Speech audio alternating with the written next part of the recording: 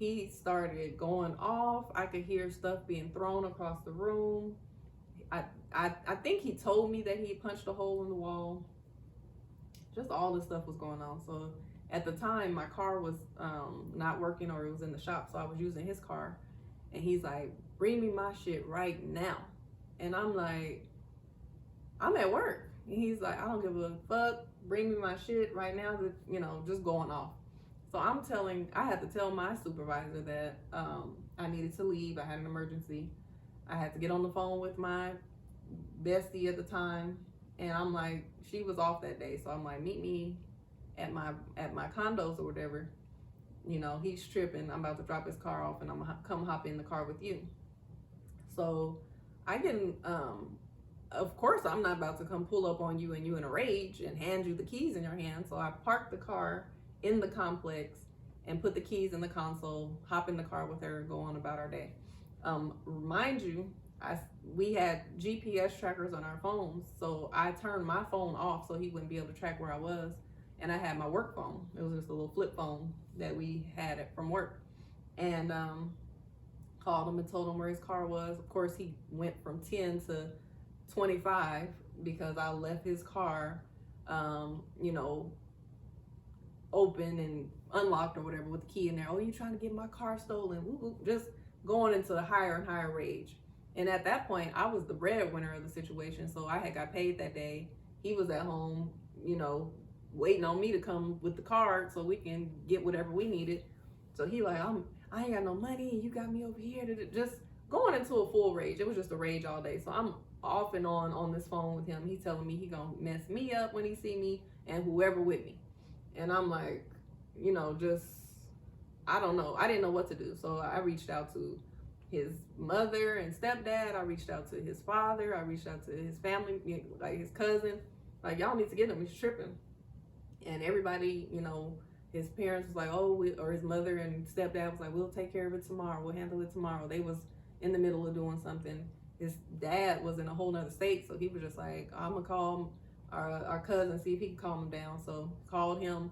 Nobody could calm him down. He was just on 100 that whole day. So I'm riding around with my bestie at the time, running errands with her and stuff, you know, not knowing what the hell I'm going to do because I'm not going home when he's acting this fool.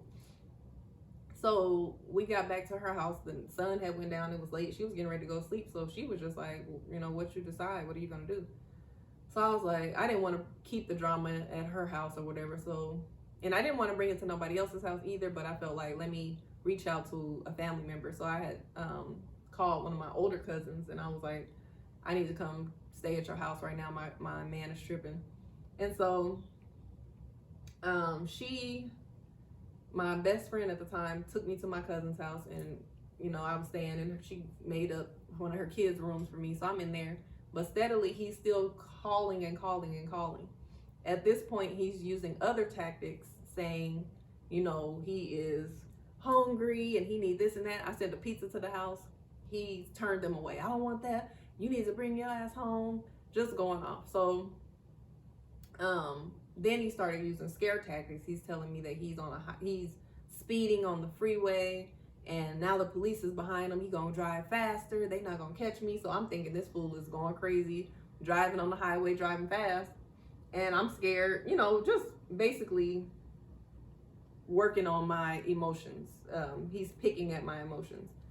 So he's saying all of these things and none of it's working because I'm like, no, you too hyped up. I'm too scared to come home. I'm not coming home. He's like, he's tried something else. So he's like, I'm not gonna do nothing. Like, for real. I'm mad, I'm upset, but I ain't tripping. Like, I just want you to be home. You know, you already left. I don't feel comfortable with you staying anywhere else tonight. I just want you to be home. We'll talk about it tomorrow. And I'm like, but you done already destroyed the house and punched a hole in the wall. He's like, no, I didn't. I was just making noise. Like, I ain't do shit. I was just doing that to get a reaction. You know, I love you. I'm not tripping. I just want you to come home so we can talk about it and let's handle it maturely. So after this long day of being exhausted, of arguing all day, of being threatened, of reaching out to people and, you know, scared that he might do something, and just, you know, all of this, and now he's apologetic and he's telling me that everything's all right. He's calmed down. He just want me to come home. I finally gave in, and I'm like, okay, I believe you. I'm like, my cousin had just moved to a new place, so I was like, well, I didn't want to bring that to her house, so I was like, I'm gonna meet you at the store, that's the grocery store, and that's in the neighborhood. So he's like, all right, hurry up. So I called a cab, and the cab was taking a long time. So he was like, just come on, like I'm gonna come get you. Where you at? And I was like, no. I was like, all right, I'm on my way. And so I told my cousin, like, I'm just gonna go. I'm gonna go home. She was like, okay. She was getting ready to go to sleep. Her kids was in the bed with her. You know, she didn't even ask me any questions, so she didn't know what was going on at all. So she's just like, okay, well, you know, all right, I'll see you later. So I take off walking. Mind you, it's after midnight. It's dark, or it's almost midnight, something like that. It's dark. I'm walking through the neighborhood trying to get far enough away from her house because I don't want him knowing where she lives. And I'm walking through the neighborhood. Everything is shut down. It's dark. There's nobody outside. And I finally I get far enough, and I told him where I was. And the way he pulled up, I knew instantly that he hadn't let shit go. He pulled up like on some, and I looked, and he looked at me, and I saw he opened up that passenger door, and I looked down and saw him looking at me, and I knew that was that version of him that cuts the fuck up. And he didn't look like himself. He looked like he was on some evil, rageful shit, but there was literally nothing else I could do. Like, it was too dark. I couldn't run anywhere. There was nowhere to run. He's in a car. I'm on foot. So I had to walk to the car. And when I walked to the car, before I could even get both feet in, he was pulling off and started hitting me instantly. He closed the door and locked it. He started banging my head up against that window and cussing me out. He like, you motherfucker, you thought you could outsmart me? I do this. I know how to manipulate somebody. Like, literally telling me all this as he's hitting my head up against the window. Then he did something he's never done before and I've never experienced before. This man spit on me. He spit on me once in my face. He spit on me again in my face. Then he spit the third time and it landed on the car window. And he said, he's like, you getting spit on my window. He reached over, smeared the spit off of the window and rubbed it in my face and in my hair, then spit on me again. So when I said I felt this low and this big the night before, I felt like non-existent at this point. I felt empty, depleted, done, disgusting, just the lowest of all low. I just had my head down, just like, wow, I literally couldn't believe that I was in this position. And he took me on a damn hell ride. He was driving on the highway, threatening to kill both of us. And he pulled up to a gas station, but again, I had my work phone on me. As soon as I got in the car, he also told me to hand over the phones. He snapped the work phone in half, took my other phone, took my debit card, pulled up at the gas station. His gas tank was on the passenger side. So as he's pumping the gas, there was plenty of people walking around. And I'm looking like, how can I escape this? But there was no way for me to do it because he was right there on my passenger side. He get back in the car. We're driving a little bit closer to our house. Goes to another gas station. Pull in, and I'm looking again. There's plenty of people out there, but he's watching me from the inside of the gas station, not taking his eyes off of me, literally watching my every move. I'm looking, can I grab a phone in here? Can I call somebody? There was nothing I could do. So he got back in the car, and we pulled back up to our condo.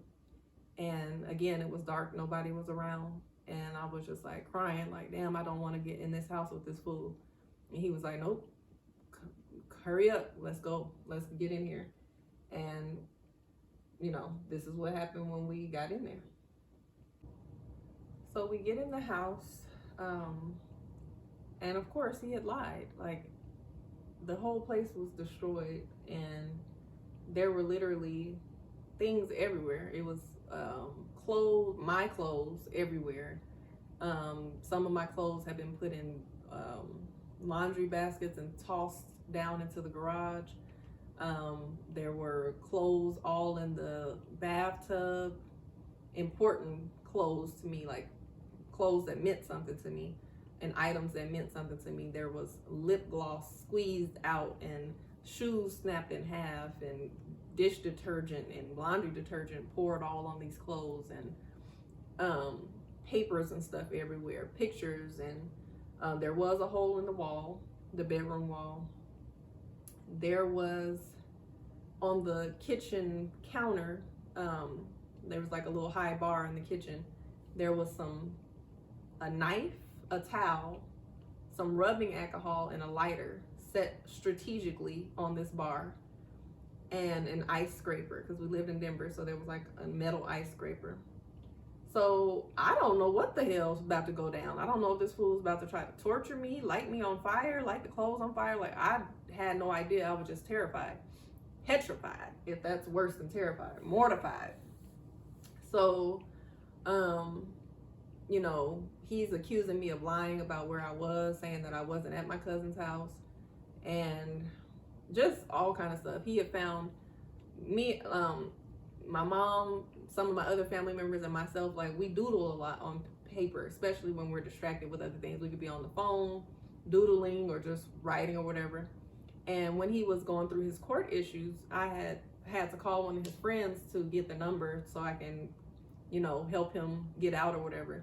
And so I had wrote his friend's number on a piece of paper, and on that same paper was like some little doodles. It might have been some flowers or hearts or whatever it was, not even paying attention to the fact that this number was on there. He had found that and like accused me of messing with his friend or wanting to mess with his friend. And I'm like, that ain't nothing. And as I was trying to explain, he balled the paper up and rubbed it in my face and mushed me and just was making all kind of accusations. So at one point I was sitting on the couch and he literally stood over me with this ice scraper in his hand. And he was like, you know, you lying, you wasn't at your cousin's house. She don't live nowhere over there. I'm like, she moved. He's like, well, call her. And so I wasn't thinking to just call her. Like, the first thing out of my mouth, like, okay, I'll call her, but she's probably asleep, because she was getting ready to go to sleep when I left. And he was like, I knew your ass was lying. He snatched the phone out of my hand and ran out the front door. So the way our condo was set up, when you outside, you come up some stairs to get through the front door. So this way was the living room and the house. And then if you come in, there's stairs leading down to the garage. So at first I was just kind of stuck when he ran out, and I was just like, I didn't know what to do. I didn't know what I should do, what move I should make. I was just stuck. And so then I kind of heard him coming back, and I looked out the window and I saw him running back up the stairs. So I got up and locked the door real quick. And I heard him, and I locked the door and I ran down the stairs to the garage. And I waited to hear, I heard him jiggling the door up the stairs at the front door. And then I waited to hear him down at the garage. I heard him down there. And so when he went back up to the front door and I heard him jiggling the door again, I hit that damn garage door so quick. I think the garage was probably open about this much, and I ran up under that garage. And that scene from What's Love Got to Do With It, when she was running across the street in traffic, literally, I was running for my life through the parking lot.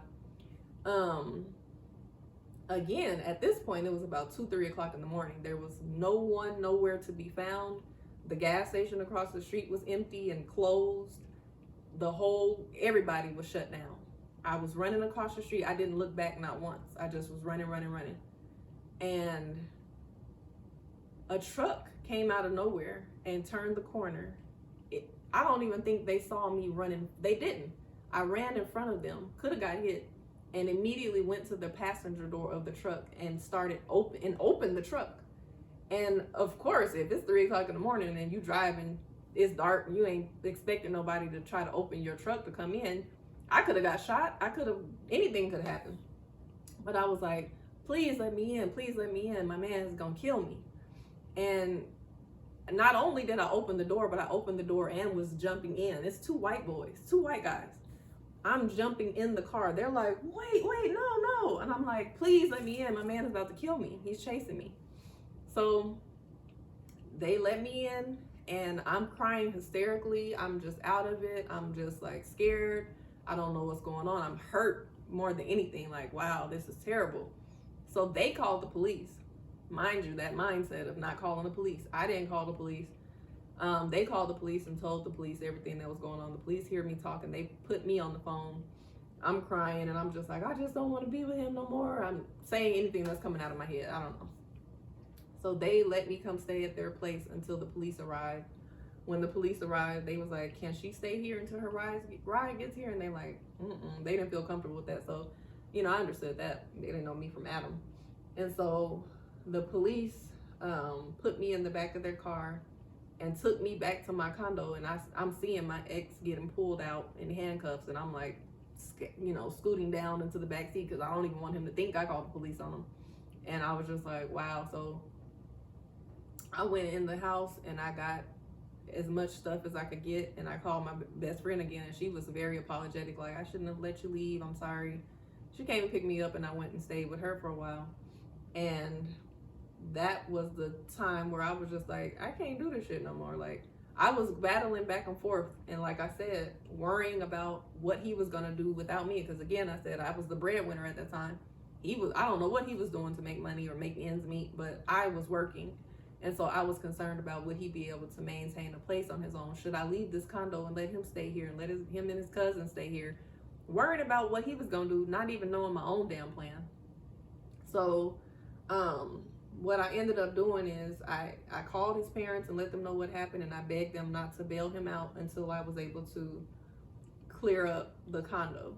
And they didn't listen. They bailed him out whenever, but I was able to, I had enough time to, I cleared the whole condo. I packed all my stuff up. I called a few people, and that was the first time I actually called family members because I knew I was done. The only person that knew that I was in an abusive relationship at the time was my best friend at the time, and she was going through her own issues, so we were kind of trauma bonding in that sense. So she knew, and no one else. So that was the first time I actually decided to call in some people to help. I packed all my things, put it all in storage, and I packed all of his things nice and neat and put it in his car, and I parked his car in front of his parents' house and left the key on their porch. And they were upset with me. Why would you do that? And I'm thinking, like, y'all not even concerned about what I just went through. You worried about how it looks that you have a car full of things in your front yard. Like, oh well. And so I ended up basically staying with a friend for a few months, and then I had a big fallout with her sister, so I ended up staying with my cousin until I got on my feet and got my first place. And you know, that was my younger self. That was what I went through. And I think it was maybe a couple of months later after being separated or whatever, we still tried to work. I still was considering allowing us to reconcile and trying to work it out, because that was somebody I had been with for like 7 years at the time, and I just didn't want to let it go. And this person was sounding apologetic and saying they was going to change and all of that, and so we started to work on it. And I remember doing an event. It was an event that I was doing, and I was sitting at the bar waiting on the owner to come out, owner of the venue, to come meet me. And the bartender was just, you know, doing his thing. And he looked at me. It was just me and him at the bar. And he looked at me and he said, I know you. And he said, we had court the other day and you didn't show up. And I looked at him, and it was one of the white guys that was in that truck that night. And I was just like, yeah, we're thinking about just working it out. And the look of disappointment that man gave me, he didn't even say another word. He just looked like, and kept doing his business. And it was almost like he held a mirror up to me. I felt ashamed to even say that, because for him to see me at that lowest point and see how fucked up that was, that I was going through that, and for me to, he's going to court trying to testify to make sure that I'm safe and, you know, press charges on this person. I didn't want to press charges. I let it go. I didn't show up to court. The charges were dropped. So just the disappointment, it kind of made me feel a certain way, like, damn, that does look crazy, right? So yeah, you know, and even me saying this, I've moved past and moved forward all of this. I've done the things that I need to do to forgive and move forward. And me and that person, we didn't end, you know, we moved on from each other, but we also were able to forgive and you know, I was able to forgive, not forget and not excuse any of the behavior, but to let that go and to move forward without any resentment in my heart about it. And so I just want to encourage anybody that's going through that you're currently going through an abusive situation. I'm not judging you, and I don't want you to feel shame, but I also want to pour into you that that is not the end of your story. You don't have to tolerate that. You don't deserve that.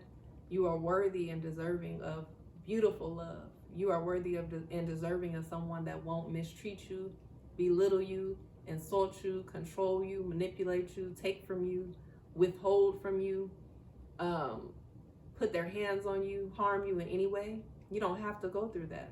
There is better out there for you, but first you have to understand that you're better than that. And also to remind you that you're not responsible for that person. You're not responsible to take care of that person. You're not responsible for healing that person. No amount of love can heal that person. No amount of nurturing can heal that person. That person has to heal when they are ready to heal. That person has to do the work in order to heal. You cannot do the work for them. That person has to want to change and make action steps to change. You can't just say, I'm going to change and that's just it. You have to actually do the work, because, you know, I'm not, at this point in my life, I'm not tolerating anything that looks anything similar to abuse. At this point, with the things that I've gone through, because even after that relationship, I dealt with some guys that were emotionally abusive, and I had to learn my lesson again. So, you know, sometimes you have to be placed in those situations again until you get it. And I haven't been in a physically abusive relationship since, and thank God, and I hope not to ever experience that again. But I have experienced emotional abuse and verbal abuse, and I've had to learn my lesson. But you know, that person has to want to do the work. They have to do that on their own. You can't heal them. You alone can't do the work for them. No amount of tears, no amount of empathy, no amount of love can make them change, and you're not responsible for doing that. And you know, when they're ready to be accountable and they're ready to change, they'll show you with action. And again, you're not obligated to stick around until they do that. And you're not obligated to return to them if you decide to leave and they make the change. You're not obligated to return to them to get that different version of them either. Let them give that different version to somebody else and move forward. You know, if it's something that you really want to hold on to and you feel like that's a changed person, that's up to your discretion. I'm not telling you how to live your life, but I'm just saying, you don't have to settle for that person. You don't have to wait until they're healed. You don't have to be their punching bag, their scapegoat, their doormat. You don't have to be the one to stick around until it's better. Like, go find better for yourself. And that doesn't mean go find another person to treat you better. Start treating yourself better. So I'm not just going to lecture you about it. I want to talk about some tips and resources. Again, I mentioned therapy. When I started going to therapy, that put a lot of things into perspective for me, because of course, when you go to therapy, you're not only talking about your current situation, you're talking about your past, and you're healing those old wounds. And so I was able to really identify some things that was going on in my childhood that I was carrying into my adulthood. Some things that I'm still healing from. But therapy was able to get things into perspective. Some of the things, there needs to be a name put on it. If you going through certain things that you think is because you just worthless or you're not this or that, it could be depression. It could be you're overly worried about things and concerned. It could be anxiety. Certain things that you're doing, like certain things that I was going through at the time were from PTSD of just being in traumatic situations. And that was what I was actually crying about that day in the car. Like, damn, this woman just diagnosed me with PTSD from some of the things that I've dealt with in my life. And I was just throwing myself a pity party at the time. But one thing that helped me personally, there's so many books and so many things that you can do, read and learn, and processes that you can take when you're trying to leave an abusive situation. But this book is a book that I read when I was still kind of entertaining the idea of getting back together with him, but also leaning towards not. And this helped me put a lot of things into perspective. It's a book called Why Does He Do That? Inside the Minds of Angry and Controlling Men by Lundy Bancroft. And this man works with abusive men and people that are in domestic violence situations. And it put so many things into perspective for me, because when you're in an abusive situation, you want to put an excuse or a reason as to why this person is doing these things. Oh, he went through similar things as a child. Oh, he's angry. Oh, he has mental issues. Oh, he's been through so much. Oh, nobody understands him. Oh, he was out of control. And I want to read that, because that's one of the reasons why a lot of people think that, you know, they can excuse abuse because this person was out of control. But this really resonated with me when I read this. And it's myth number 6 of this book. He says, the myth is he loses control of himself. He just goes wild. It says, many years ago, I was interviewing a woman named Sheila by telephone. She was describing the rages that my client Michael would periodically have. Quote unquote, he just goes absolutely berserk, and you never know when he's going to go off like that. He'll just start grabbing whatever is around and throwing it. He leaves stuff everywhere, against the walls, on the floor. It's just a mess. And he smashes stuff, important things sometimes. Then it's like the storm just passes. He calms down and he leaves for a while. Later, he seems kind of ashamed of himself. I asked Sheila 2 questions. The first, when things got broken, were they Michael's or hers, or things that belonged to both of them? She left a considerable silence while she thought. Then she said, you know what?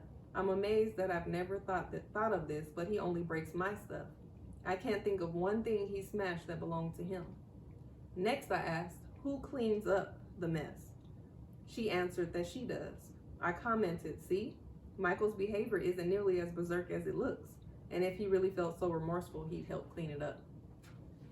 And that made so much sense to me. It might be simple to the listeners or the viewers of this episode, but that made a lot of sense to me, because that was something that I would always say about him. Like, oh, he goes into a rage and he's out of control. But then when I thought about it, all my shit getting fucked up. Your PlayStation didn't get broke. Your personal pictures didn't get broken. You didn't get none of your shit out the closet and rip it up and put it in the bathtub. You specifically and strategically fucked my shit up. Things that don't mean shit to you. And so you're not really out of control. Like, that book helped me to do a lot of myth busting and get a lot of those excuses out of my head. Like, okay, this is not what it looks like. This person is fully aware of what they're doing and capable of not doing it, and they choose to do it anyway. And so I think anybody that's going through an abusive relationship should read that book to help you to wipe out all of the excuses. And, you know, one of the things I want to say about if you're leaving an abusive relationship, the first thing first, make sure that you're safe. Make sure that you have a plan. Because again, you are dealing with somebody that has a violent tendency, and it is important to make sure you're safe. Make sure you have a plan. I didn't necessarily have a plan when it happened to me, but I was allotted that time while he was locked up to be able to clear things up and get things put away and get somewhere safe where he didn't know. And I transferred jobs. And worked at a different location that he didn't find until we were kind of getting along enough that I wasn't scared of him knowing. He showed up at my job one time. But, you know, if you don't have that time and you don't have that support system, as bad as you want to get out, I would advise to make sure that you're safe and try to have as much of a plan as possible. Now, here on this website, thehealthy.com, some ways to leave an abusive relationship. It says to prepare yourself emotionally, which is very important. Like, leaving somebody is not easy. You know, you're breaking your own heart because you're there because you love this person, and it's not easy to just get up and uproot your whole life. This is something that this is your livelihood. This is your person that you've been with, cohabitating with, and having sex with, and making future plans with, and you might have children. So prepare yourself emotionally for that. It's going to be Quite a journey. And another tip they have is keep a journal, which I recommended earlier.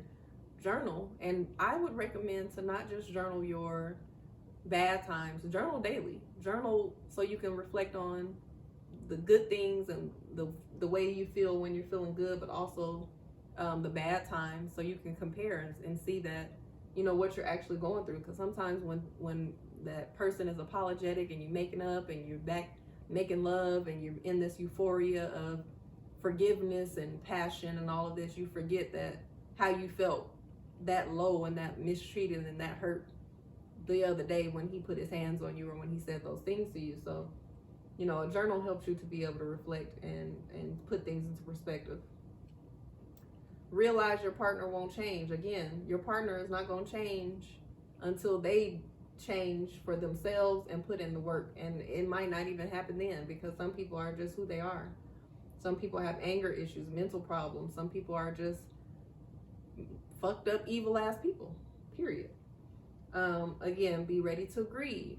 It's a heartbreak. It's a process. You're losing somebody out of your life that you thought would be your forever. So be prepared for that. It says step 2, to lay the groundwork. Start planning. Make that plan. And don't tell a whole bunch of people. Don't tell him. Don't tell people that you can't trust. Don't post it. Don't drop no hints. None of that. Erase your digital footprint, which sometimes you do have to do. Sometimes you have to shut down your social media, change your passwords and things that person had access to make sure that they can't trace you or get into your information without you knowing, or whatever it is that you need to do to make sure they can't spy on you or track you. Packing your bags. You might not be able to take everything in your plan of escape. You might not have the time to be able to clear your whole house out. You might not be able to do that, so make sure you get your important things, your documents, birth certificate, social security card. If you have children, get those documents for them. You know, get the important things and pictures that mean something to you, those type of things. And, you know, it says enlist professional allies. If you do, of course you need to get a therapist, but if you need to get a lawyer, if you need to file a restraining order, those type of things, figure out what you need to do in that sense. And also where you'll go. Do you have to go to a shelter? Do you have family or friends that you can stay with? Can you afford to just get your own spot again? And be alert to your partner's changes and behaviors, those red flags. You know, there's a viral video going on right now with this fool who killed his girlfriend and ex-wife. You know, little subtle changes and hints that this person is trying to do something or become violent. Pay attention to all of that. Having a code word with certain people that you can trust, so they'll know if you say this word while you on the phone, call the people. Send them immediately. If I say pineapple, that means send them people. Whatever that code word is. And it says to ID a secure room. So if it's going to take a while to get out of the house, you should identify some safe area in your home where you can go if your partner gets abusive, whether it's locking yourself in a bedroom, a bathroom, something like that. Get out fast. Pick a safe time, not the right time. Again, be safe and pick the best time that you need to choose to get out safely. Once you're out of the house, keep your whereabouts secret. Again, file the restraining order if need be. Stop all contact with that person. Don't leave clues. Be prepared to call 911 if you have to. Like, we have to get out of that. It definitely is not snitching. Snitching, black people, some people think that snitching is anything when you tell the police about anything. But snitching is if you do a crime with somebody and you get caught and you tell on them, and you in that life, you a thug, you a gangster. We are civilians. We are women, men too. If you need to call the law to protect yourself, do that shit, because gone are the days where you spare the person that don't spare you. So those are just a few tips as far as leaving an abusive relationship. Again, prepare yourself and make sure you're safe. Make sure you're safe. Read books that help you to understand the mindset of what you're dealing with and understand your own mindset as well. This is just one book that I recommend. There's so many books. I'm gonna do other shows where I recommend different books, but this is definitely the #1 book that I recommend for women especially, to read if you can't seem to understand why he does that. So of course I don't want to leave this episode with just the sad stuff and the hard stuff. I want to talk about also, how do you begin to learn to love again after going through this? Because, you know, again, that's a fear for many people, that they'll be alone, or they can't find better, or they don't deserve better, or, you know, that's their love story. That's not your love story. And, you know, you can love again. And I say this all the time, and I'm going to continue to say it. Don't allow anything or anyone, any situation, any experience, any person to make you give up on love. You are love. Don't give up on love. Don't close yourself off from love, because love exists. Love is all around you. Love is you, and you deserve love. So ways that you can learn how to, or you can love again after being abused, from my experience. First of all, give yourself the time to grieve and heal. Don't rush. You're not on anybody else's timeline. It's been, what is this? Look, my fake watch. It's been a long time. It's been about 8 years since I've been in a relationship. I've dated, of course, been in situationships and all that, but I've been taking my time. And you know, you experience, you think that you've healed past certain things, and you might get triggered and snap right back to that younger self feeling, or snap right back to those ways. And so over these past 8 years for me, I've taken the time to grieve and to heal, and to learn those triggers and readdress them, and work on them again. And so give yourself time. You're not on anybody's timeline. And if you're the type of person that bounces back quicker than others, and you get you a new man that same year, kudos to you, if it's real, and if you understand that you know, this is your person. Forgive yourself, because you know, it's easy to blame yourself or judge yourself for even going through those type of things, or you know, sometimes you blame yourself for your part in it, because again, like I said, I was in that abusive relationship, but I was abusive as well. I wasn't physically abusive, but I was controlling. I was manipulative. I was, you know, trying to isolate him from certain people, and trying to be the mastermind. And that doesn't give anybody the right to put their hands on me or to abuse me. But I had to forgive myself for my part in the situation, and also forgive myself for even being in that situation and enduring that type of pain for so long. And also work on forgiving that person, not for them, but for you, to let go of that resentment, to understand, you know, a lot of people just can't give what they don't have.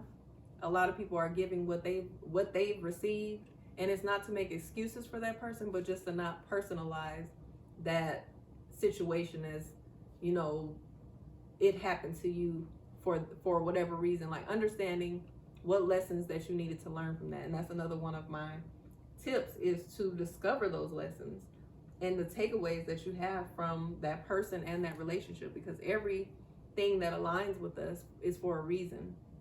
No, you don't deserve to be hit. No, you don't deserve to be mistreated. But what is it that that person did teach you? It wasn't all bad. And some of the things that were bad should give you the greatest lessons. Like, you have wisdom now, you have experience, you have awareness of yourself, you have awareness of what to look out for. You know the red flags, and those red flags will also teach you the green flags. What is it that you do like? What is it that you do love? What is it that you don't want anymore? Learn those lessons. Take some time to learn those lessons. Recognize the red flags again. Pay attention to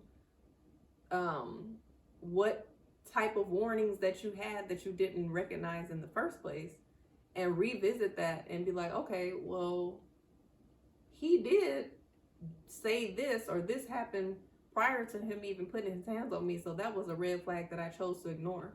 So add that to your repertoire of red flags that you won't ignore next time.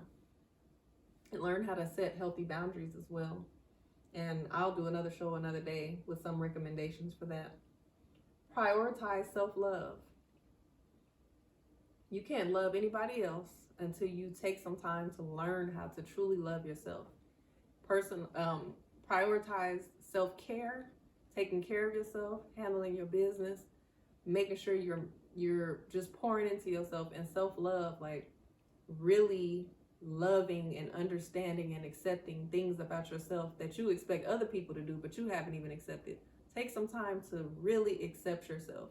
Take some time to really understand things about yourself and look deeply within yourself to know how deserving you are of a great life, of love, of wonderful experiences.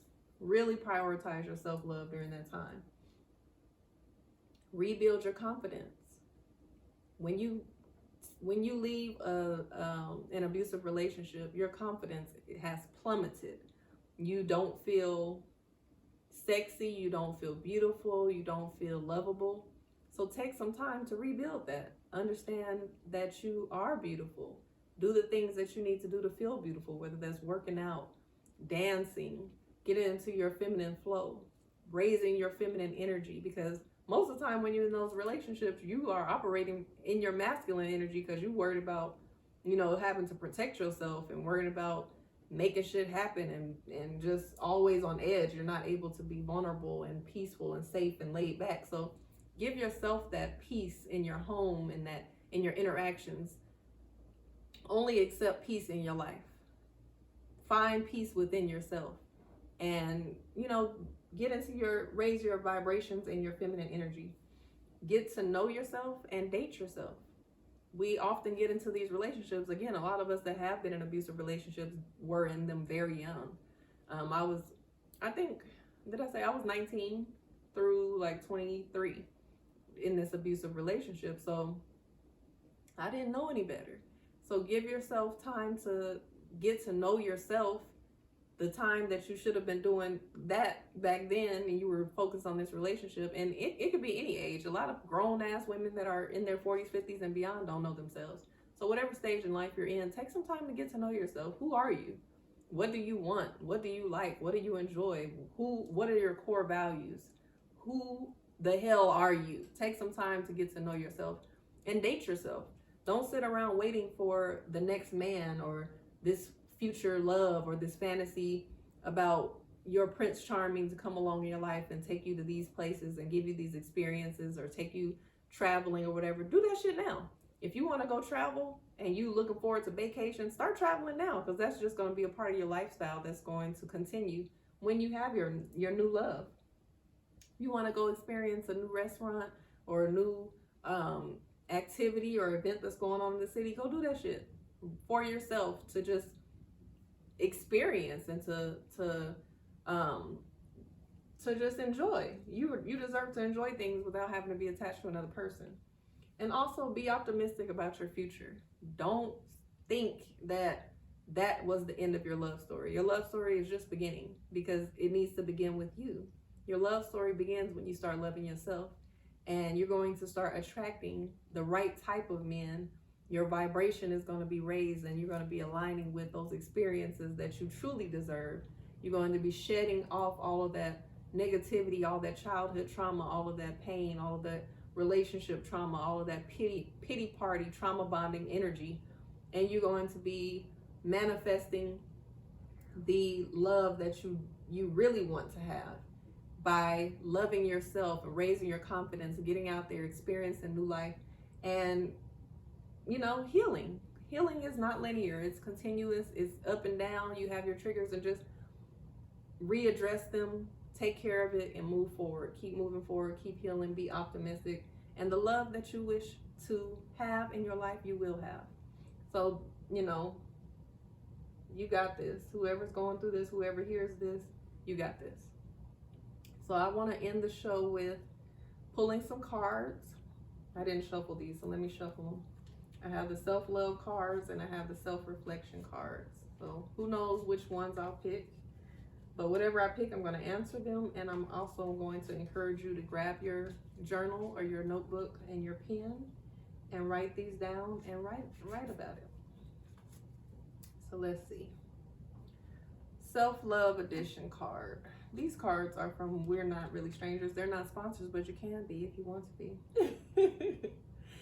So this card was just a reminder. It says reminder, replace that was so stupid of me with that was so human of me, which is perfect for this show, which is why I love pulling cards at the end of the show, because it always is going to be something that resonates. It just so happens to be. Again, replace that was so stupid of me with that was so human of me. So women, men, whoever, children, if you've been in an abusive relationship or you've accepted something that's lower than what you know you deserve, that was so human of you. You can do better, and that's not the end. Self-reflection cards. Let's see what we get. If we get a journal prompt or a reminder, let's see.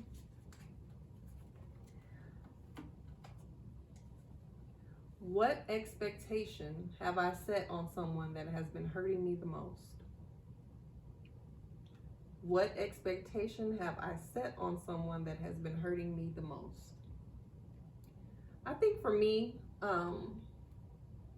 something that I've struggled with even, throughout my whole journey of self-discovery and entrepreneurial journey and all of that, I think a lot of times I expect people to be rooting for me so to the point where they're supportive and they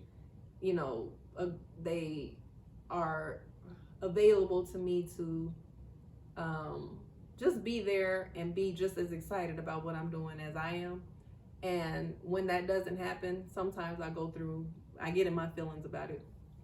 So I think that's, for me, that is something that I've had to work on this year, especially. I had some triggers or whatever of feeling like, people might not believe in me, or they don't support me, or they don't root for me the way I do them or the way I expect them to. And I had to let go of those expectations and not take things personally and stop giving so much of a fuck, to be honest, because that is also something that I had to work on this year, is giving too much of a fuck about what other people feel about me, think about me, perceive me as. And that's not my business, and that's not my issue. And I don't have any expectations of people anymore. I just let people be who they are, and I am who I am, and I love who I am, and that's all that matters. And that's something that I'm happy that I had to be triggered about that so that I could revisit that, because that's very important to just, be your own biggest fan, your own best friend in that sense, and stop expecting other people to feel that same way. Because if they do, great, but you can't rely on that to keep you up. So that's the way I took that one. I wanted to also recommend these guided journals. So I'm revamping this one, but it's still a great journal right now as it is. I want to redesign it and add some things and take out some things and make it 2 journals. But this is one of my journal. It's also going to be renamed, but right now you can get it. It's available on Amazon. I'll put the link under the YouTube video, but if you are listening on Anchor, you can go to Amazon.com and type in Asha Cerise, OSHACERESE, and the guided journal is How to Beat Single. And this is a guided journal that I created last year, and it is to begin your healing journey and path of self-love and self-discovery. So it's all about taking the time while you are single, or if you've just left a relationship, or if you're still in one and you just need some tools to help you heal and help you learn yourself. And this is my guided journal. It has so many prompts to help you on your journey.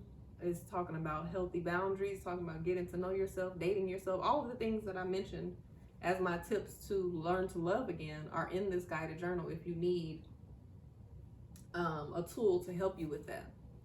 Also, my mother, Latanja Millhouse, has a guided journal called The Lady Academy, a guided interactive journal on becoming a lady, which is more so about, it's self-discovery and self-love, but it's also about bridging the gap between men and women to help you have healthier relationships with men. And it's a wonderful tool as well, with different exercises and journaling prompts to help you, of course, increase your feminine energy, to relate to men better in relationships, to understand them from a woman's perspective. And these are great tools if you just need a little bit of help on that journey. So I really appreciate you all holding space for me as it's not easy to talk about the traumatic things that that anyone has experienced, that my younger self has experienced, that I have experienced. It's not easy to talk about and be transparent about that because, you know, it's not, I don't even really have a sad emotional response to it, but I've always hesitated on sharing so much because out of respect for the people that love him or whatever. I always worried about, well, what will they think, or I don't want to make it seem like this, but it's my story. And I want to encourage anybody that feels hesitant on sharing their story because of what it makes other people look like. They should have treated you better. Then they would sound better in the story. Like, it's true facts. I'm not lying about anything. I'm not exaggerating. And it's my story to tell. And I'm telling it, again, not for pity, not for bonding with anybody on a traumatic level, but because I want to help people. I want people that are going through it right now to be encouraged that that is not the end of your story. I want people that are going through it right now to know that, you know, I'm not judging you and it's nothing to be ashamed about, but it's something that you don't have to endure. It's something that you don't have to continue to deal with. I'm saying and sharing my story for those that have made it out, that are survivors, that are victors, not victims, to encourage you to keep going, keep healing, keep searching for the love within yourself and attracting the healthy love in your future, and to let you know that you are not alone. Like, there's so many women that have dealt with these situations silently, privately, quietly, alone, and out loud. And, you know, it's terrible. But I am, you know, these are some of the reasons why I've created my youth enrichment program. I don't talk to the young kids about abusive situations. I just teach them about confidence building and respect and integrity. And this is one of the reasons why I became a certified life coach, because everybody don't have the tools and tips to get out of those situations or to learn how to cope or to move forward, you know, through these emotions that we experience when we get through with these type of relationships. Everybody doesn't have those tools, and you know, there are some women that have elevated to a level that I have not reached, but there's also some women that are nowhere near where I am right now, and those are the women that I'm trying to connect with, that I'm trying to bring you out of whatever dark, low place that you're in and bring you up and elevate you and let you understand that there's so much better for you out there. You ain't got to deal with that. And again, men too. If you're being abused, no woman should be putting their hands on you. No woman should be mistreating you, belittling you, insulting you, controlling you. You don't have to deal with that either. Don't let nobody make you feel like you're a punk because you trying to get away from somebody that's acting like that. Don't let nobody make you think that that toxic shit is cute. Don't let nobody make you think that if a woman, there's some women out here that are violent as hell, that are stabbing men and shooting them and running them over and with cars. It's all on the internet.